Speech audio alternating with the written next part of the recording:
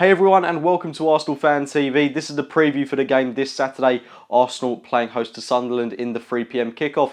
And similarly to where we were last season when it came to playing Sunderland at home, we're in a poor run of form and we had a dismal 0-0 draw against Dick Advocate's side as the penultimate result. But this time round, we've suffered a 1-1 draw against Spurs, the 2-1 loss to West Brom, the 1-1 draw at Carrow Road. Safe to say we're not in the best of spirits, but here we have a great opportunity to revitalise our form and get up on the league table. Now, thankfully, the teams around us haven't been in great form either, so we've still got a great opportunity to remain in a good position with a win in this game. And given that we've got so many players out, it's not going to be easy, but I do think Sunderland at home is a must 3 points, despite coming up a rather energised Sunderland side, you could say. They've had a bit of a bright spark with Sam Allardyce coming in, who personally I feel is a great contender to keep them up this season. They were destined for relegation earlier on in the season, but Allardyce is an expert at keeping teams up in the league, and I think he's a perfect fit with his current Sunderland side. They've had a good couple of wins now against Stoke City and against Crystal Palace, so they go into the game with a lot of confidence. I definitely think they'll set up defensively, but Arsene Wenger's got a fantastic record over Sam Allardyce, and I would assume that would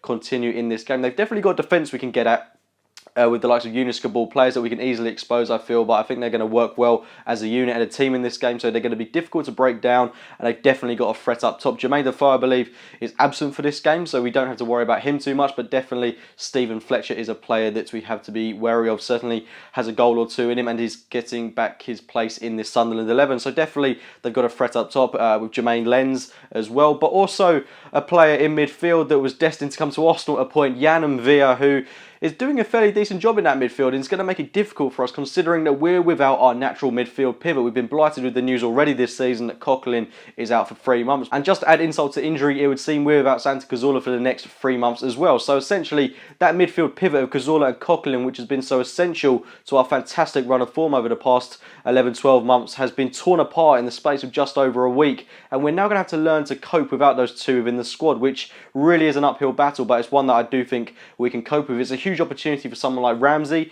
and it opens the door to someone like Jack Wilshere when he eventually returns from injury. It's exciting to see how he will cope, but I do think we'll really struggle. It's a huge opportunity for Matthew Flamini as well, who's now got to cement himself in that central defensive midfield role. Possibly we could look to play Callum Chambers in a defensive midfield role in this game, but I would personally play safe in a game where we've got to be ensuring 3 points. So I would stick with Flamini and Ramsey as the midfield pivot. Well, I say stick, it is going to be a bit of a new test for us, and I'm excited to see how those two will get on in the midfield. My team in full would be Petr Cech in goal, Hector Bellerin at right back, Gabriel, Laurent Koscielny if he is fit for the game, Nacho Monreal, Matthew Flamini, Aaron Ramsey, Joel Campbell, Mesut Ozil, Alex Oxlade-Chamberlain, and Olivier Giroud up top. It would of course be a huge boost to have Alex Oxlade-Chamberlain return to the starting 11 after his spell on the sidelines. He did have a couple of minutes off the bench at Carrow Road, but to see him get at least 60-70 minutes under his belt would be great for his confidence, and I do hope that he can cement a place in this Arsenal starting 11. He's got so much potential to fulfil. I want him to get a nailed spot in the starting 11 for this game and for the foreseeable future. As we all know, Alexis Sanchez is going to be absent from the squad for a couple of weeks' time, and he will miss this game against Sunderland, as well as the fixture next week against Aston Villa and the pivotal clash in Greece against Olympiacos. So to be without our main source of goals somewhat is going to be a huge loss to the team, and it's going to be interesting to see how we cope without him. And we're in such a dire situation in terms of forward options, because I mean, we're without another option now in Alexis Sanchez, but thankfully we've got Chamberlain back in the squad.